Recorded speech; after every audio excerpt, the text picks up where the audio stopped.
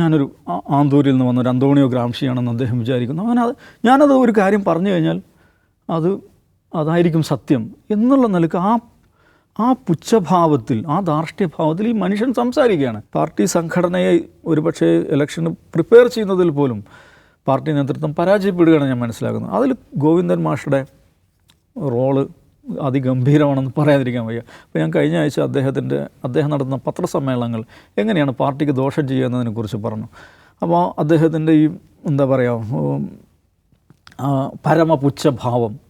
പരമപുച്ഛഭാവത്തോടുള്ള സംസാരവും പരിഹാസച്ചിരിയും അത് ഈ പാർട്ടിക്ക് ഉണ്ടാക്കുന്ന ഡാമേജിനെ കുറിച്ച് ഞാൻ കഴിഞ്ഞ ആഴ്ച അവിടെ പോയി സംസാരിച്ചപ്പം ഈ സൈബർ എന്നാണ് ലോകത്തുള്ള പാർട്ടിക്കാരായ ഒരുപാട് ആളുകൾ എന്നെ ഭയങ്കരമായിട്ട് ചീത്ത വിളിച്ചു.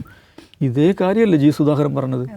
ഇതേ കാര്യമാണ് ജി സുധാകരൻ പറഞ്ഞത്. അദ്ദേഹം പാർട്ടി മെമ്പർഷിപ്പ് പുതുക്കുന്നില്ല എന്ന് പറയാൻ ഈ മനുഷ്യൻ്റെ പരിഹാസച്ചിരിയാണ് കാര്യമായിട്ട് പറഞ്ഞത്. അപ്പോൾ പാർട്ടി സംഘടനയെ എത്രത്തോളം പാർട്ടി സംഘടന ഇതിനു വേണ്ടി എക്വിപ്പ് ചെയ്യുക എന്നുള്ളതല്ല, പാർട്ടി സംഘടന ദുർബലമായി നിൽക്കുകയാണ്.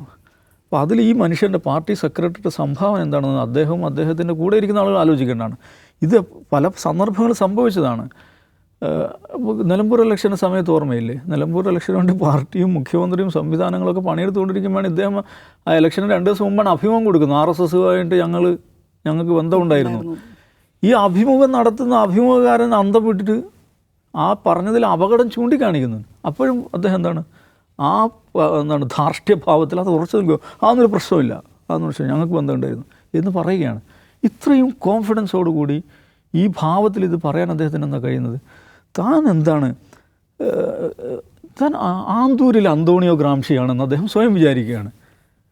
അങ്ങനെ വിചാരിക്കുന്നൊരു മനുഷ്യനാണ്. അങ്ങനെ അദ്ദേഹം വിചാരിക്കുന്ന അദ്ദേഹത്തെ മാത്രം ഞാൻ കുറ്റം പറയില്ല. കാരണം അദ്ദേഹം അങ്ങനെ എന്തോ ഒരു സംഭവമാണ് എന്ന് അദ്ദേഹത്തിന് അനുയായികൾ പറഞ്ഞങ്ങ് പൊലിപ്പിച്ച് വെച്ചു. ഇപ്പോൾ മുമ്പ് ഈ KEൻ്റെ സ്വത്ത് വിവാദ കാലത്തൊക്കെ എന്തൊക്കെയോ ലേഖനം, കുറേ പദാവലികൾ, സാങ്കേതിക പദാവലികൾ വിലക്ഷണമായി അങ്ങോട്ടും ഇങ്ങോട്ടും ഉപയോഗിച്ചുകൊണ്ട് ചില ലേഖനങ്ങളൊക്കെ എഴുതി അതെന്തോ സൈദ്ധാന്തികമായുള്ള സംഗതികളാണെന്ന് ആളുകൾ വിചാരിച്ചു.